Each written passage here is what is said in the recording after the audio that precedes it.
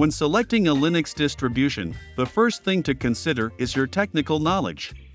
If you are new to Linux, you should start with a user-friendly distribution such as Ubuntu, Mint, or Fedora. These distributions have simple user interfaces and are simple to install. The next thing you should think about is why you want to use Linux. Linux distributions are available for a variety of purposes, including gaming, programming, and multimedia. If you want to play games on Linux, SteamOS or Pop! OS are good choices. When you are a programmer, use Debian or Fedora. Make sure that the Linux distribution you choose is compatible with your hardware. Some distributions are more compatible with certain hardware configurations than others. If you have an older computer, for example, you might want to go with a lightweight distribution like Ubuntu. Another factor to consider is the size and quality of the community that supports a Linux distribution.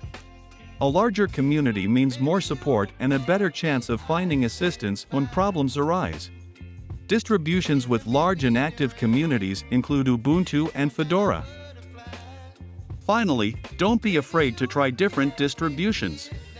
To get a feel for them, try out a few different distributions on a virtual machine. You can also create a bootable USB drive and test it without installing it on your computer.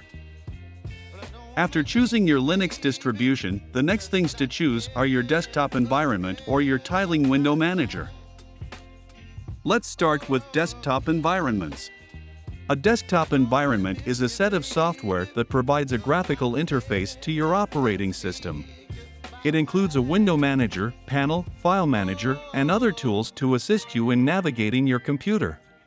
GNOME, KDE, and XFCE are examples of popular desktop environments.